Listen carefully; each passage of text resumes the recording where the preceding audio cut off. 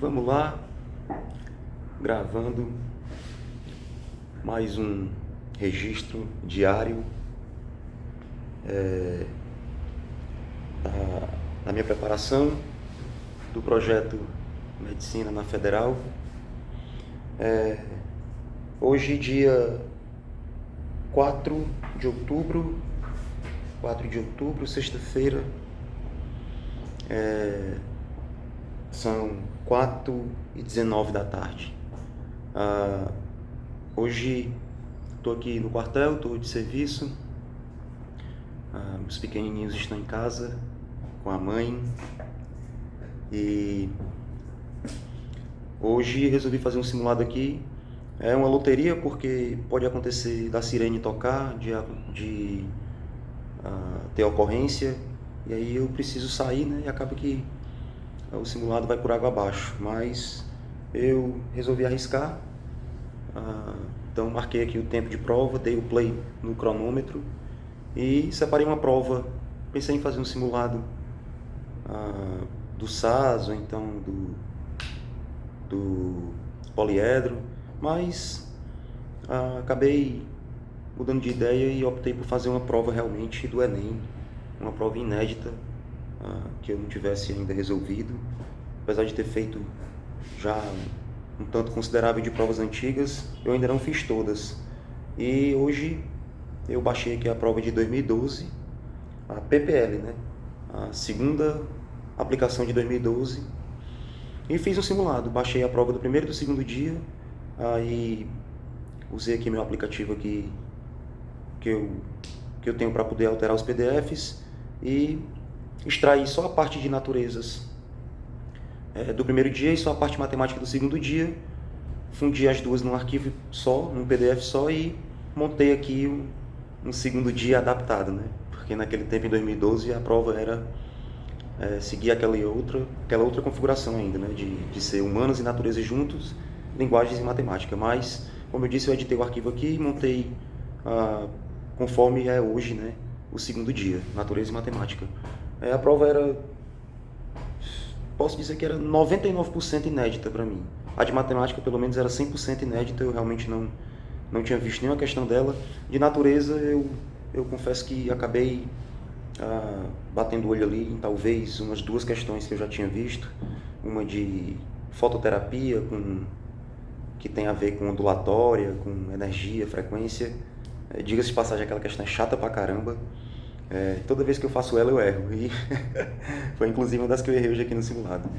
E, pois bem, aquela ali talvez no máximo mais uma que eu já tinha visto. Então, no geral, a prova era praticamente completa, inédita para mim. E a sirene deixou o simulado rolar, né? Marquei as 5 horas de prova, comecei mais ou menos umas 10 e pouco da manhã, terminei umas 3 e pouco, estava aqui corrigindo e me surpreendi com o resultado. Eu acabei fazendo 45 de matemática e 42 de natureza, né? Mas algumas observações são válidas aqui quanto a esse resultado, para a gente não se iludir, né? Com uma prova que não reflete a realidade do Enem hoje. Eu percebi que a prova de matemática estava bem mais fácil. Por exemplo, nas 45 questões não tinha nenhuma de análise combinatória, né? E eu acho que só tinha uma única de probabilidade, bem fácil. E aí muitas questões de álgebra, muitas questões de matemática básica, mas senti falta de análise combinatória e probabilidade, que, diga-se de passagem, são áreas bem presentes nas provas atuais, nas provas mais recentes, e áreas diferenciais, né? Porque realmente são assuntos que tendem a cair de forma mais complexa, então são questões bem valorizadas. Na realidade, são questões difíceis que não chegam a ser tão valorizadas pela TRI, né? Justamente por serem questões que tendem a ser erradas pela maioria dos candidatos, mas são questões que, para quem estuda para medicina, né, fazem a diferença, porque se você faz ali 38, 39 de matemática e consegue subir para casa dos 42, 43, ganhando ali as questões de análise combinatória e de probabilidade, você tem um salto grande aí na sua a nota final, né? Já em relação à natureza, a prova, acho que também, me atrevo a dizer, estava um pouco mais fácil também, porque eu só vi uma única, na verdade 2 questões de estequiometria, não vi mais nenhuma outra de fisicoquímica, nada que envolvesse cálculos de química, nada de termoquímica, nada de eletroquímica. A eletroquímica que hoje aparece sempre nas provas mais recentes, né? Então não tinha realmente nenhuma de eletroquímica, também não tinha em física nenhuma de eletrodinâmica, né? Então assim, não é uma prova que serve de parâmetro para a gente saber como é que está a preparação e como é que vai ser no dia, né? Talvez se eu tivesse uma prova mais recente e que fosse inédita para mim, né, eu não tivesse tido um resultado tão bom, porque as provas mais recentes, como eu disse, são um pouco mais complexas.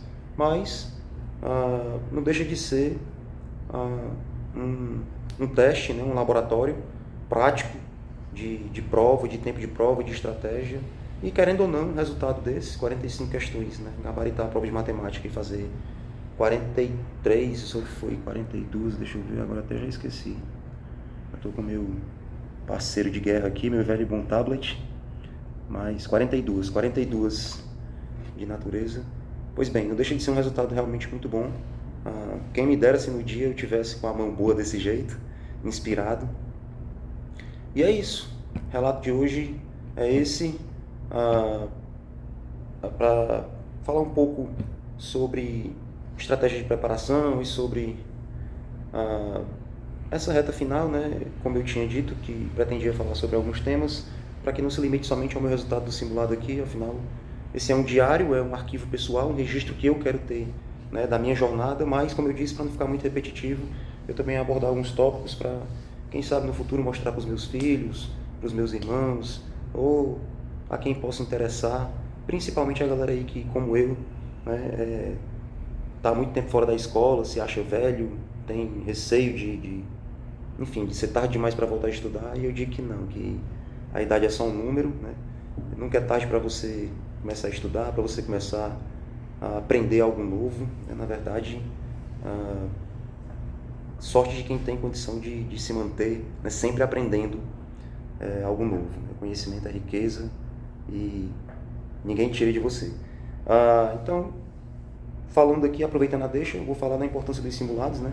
Os simulados, eles são realmente ferramenta essencial na preparação, mas eu não concordo com aquela estratégia de fazer simulados já no primeiro momento, assim. Você começar já de pronto encarando um simulado pode te frustrar bastante.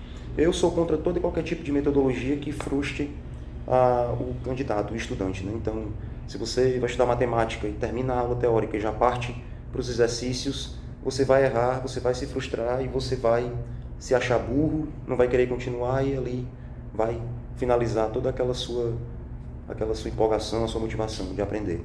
Por isso que eu falei no outro vídeo que a matemática tem que ser estudada, aula teórica e quantos forem necessários os exercícios já corrigidos, sem que você perca tempo tentando, né, antes de ver o gabarito. Você vê a aula, você vê o exercício e já assiste a resolução, né? E ali depois copia, reproduz no seu material, e você vai assistir quantas resoluções forem necessárias para que você se sinta confiante de tentar né, sozinho. É dessa forma. Essa coisa de estudar matemática e partir para os exercícios já, para mim, sempre foi decepcionante, porque eu errava e me sentia mal com isso. Da mesma forma, os simulados. Não vejo sentido nenhum em você fazer um simulado estando na estaca zero, né? Muita gente prega que o simulado deve ser feito desde o começo do estudo, e eu discordo, porque se você pega uma prova como essa do Enem, antiga, e a sua base é fraca, você não conhece o perfil da prova, não conhece o jeitão do Enem, não tem já um banco de dados já robusto de padrões de questão, de repetição de itens, sabe, os bizus da prova toda, você muito provavelmente vai ter um resultado muito ruim e, de novo, vai se frustrar, vai se decepcionar, né? E isso abala a sua confiança, abala todo o seu mindset, né, de início ali de jornada para os estudos. Então, eu acredito que o simulado sim é muito importante, mas ele tem um momento certo para ser feito. Eu acho que quando você bate ali mais ou menos uns 70% da matéria, e eu digo isso, né, do conteúdo geral, né, de todas as matérias. Eu acho que é a hora boa de você começar a fazer simulados no estilo realmente Enem, né, com as 45 questões de cada área, com tempo de prova, com tudo isso. Antes disso, você pode fazer listas de exercícios, né? Você faz listas de exercícios e pode se testar, de repente marcar um tempo ali médio por questão, ver qual foi o seu rendimento ali naquela lista de 10, 15, 20 questões, não interessa, mas você vê ali sua porcentagem de acertos. Mas o simulado realmente, com tempo de prova, com quantidade de questões, com tudo valendo mesmo igual o Enem, eu só acho legal quando você já tem uma base consolidada e uma bagagem já de conteúdo o suficiente para que você encare realmente o simulado ali de maneira mais confiante. Eu, por exemplo, comecei a fazer simulados no padrão Enem, deixa eu ver, mais ou menos, na realidade foi no decorrer desse ano. No Enem do ano passado, que eu fiz 144 acertos e fiquei com 764 de média, eu cheguei no dia da prova sem ter feito nenhum simulado. Eu já tinha bagagem suficiente para talvez ter feito alguns, mas como eu acreditava muito que a chance de me frustrar ia me abalar para a prova, eu preferi não fazer simulados. Talvez eu tivesse ali um pouco tivesse com a autoestima baixa, porque eu estava bem preparado, tal, mas eu sentia que se eu fizesse eu ia errar e tal, enfim, então eu acabei optando por não fazer. Mas no decorrer desse ano eu passei o ano fazendo as provas antigas, fazendo simulados, e você vê, eu já fiz ano passado 144 acertos, e agora eu consigo, né, uma taxa de acertos muito boa nos simulados, nas provas antigas que eu faço, porque realmente a minha bagagem já é forte. E eu consegui essa bagagem sem fazer simulados anteriormente, né? Como eu disse, eu fazia listas de exercícios, eu fazia... na plataforma do professor Ferreto você vai encontrar exercícios de todas as matérias, então eu fazia, gerava um PDFzinho, exportava aqui para o meu tablet, e é dessa forma que eu fui crescendo, fui ganhando bagagem. É legal você perceber que com o tempo, realmente, ciências da natureza faz sentido, né, ser um bloco só de prova, né? Porque você vai aprendendo a física, a química e a biologia e você vai linkando as três matérias, você vai fazendo ali naturalmente um processo de interdisciplinariedade. E é como eu disse, a prova toda vai criando assim, ela vai ficando toda conectada, ela vai ficando toda interligada, e isso não é eu que estou dizendo, né? Todo mundo já sabe. Inclusive tem questões do Enem que chegam a ser engraçadas, porque, por exemplo, eu já vi uma questão de linguagens, na prova de linguagens, em que na questão, no texto da prova de linguagens, ele explica por que o micro-ondas, né, esquenta a comida, né? E ele fala uma curiosidade que é por que o micro-ondas esquenta a comida, e às vezes quando uma formiguinha vai ali na comida que você pôs dentro do micro-ondas, né, a comida sai quente e a formiguinha não.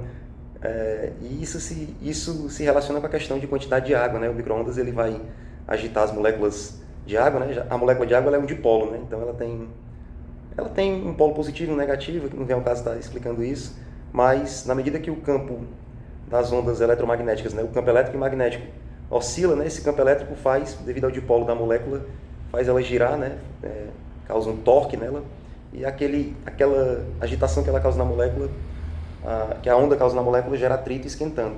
Resumo, né, a comida esquenta porque tem água. Quanto mais rica, quanto mais hidratada for a comida, mais ela vai esquentar no micro-ondas. E a formiguinha não esquenta tanto porque, né, a quantidade de água no corpinho dela é muito, muito pequenininha, ali chega a ser insignificante. Então, para não me perder, era uma questão de linguagens, onde o texto base da questão explicava esse fenômeno, né, explicava o fundamento disso, e depois fazia-se uma pergunta de linguagens ali, enfim, não lembro exatamente qual, mas essa questão de linguagens com texto sobre micro-ondas e aquecimento por meio das moléculas de água, né, já vi, acho que 2 ou 3 vezes na prova de naturezas, essa coisa do micro-ondas, né, e de como ele aquece as comidas, né. Então, é a prova, né, de que o Enem ele realmente é todo interligado, não só as 3 naturezas, não só matemática, física, química, mas no Enem tudo consegue ser interligado, né? Até linguagens com natureza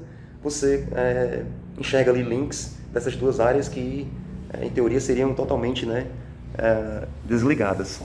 Então é isso, você começa a interconectar as coisas, você começa a enxergar tudo de uma maneira mais holística, mais global, E aquele lance daquela analogia com o quebra-cabeça, né? Se eu monto um quebra-cabeça, sei lá, eu consigo montar um quebra-cabeça de um carro, uma imagem de um carro. Eu não preciso botar todas as peças, né, para que eu entenda que ele é um carro. Se eu montar ali, sei lá, 60%, 70% desse quebra-cabeça, eu consigo enxergar, né, o meu cérebro consegue, né, completar a imagem e eu vislumbro ali o todo. Acho que não é nem mais ou menos dessa forma também. Você vai aprendendo e chega uma hora que a sua bagagem vai te dando assim, vai abrindo a tua mente, assim, vai te dando insights, você vai, como eu disse, conectando as coisas e vai ganhando mais confiança.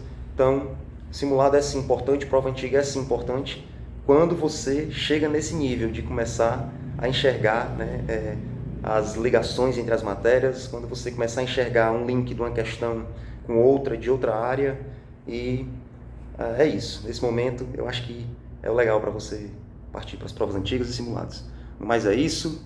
O vídeo ficou grande, 16 minutos, mas, como eu disse, a ideia é um arquivo pessoal, é para mostrar para os meus pequenos, é para mostrar para mim mesmo no futuro e para documentar aqui essa jornada. Valeu!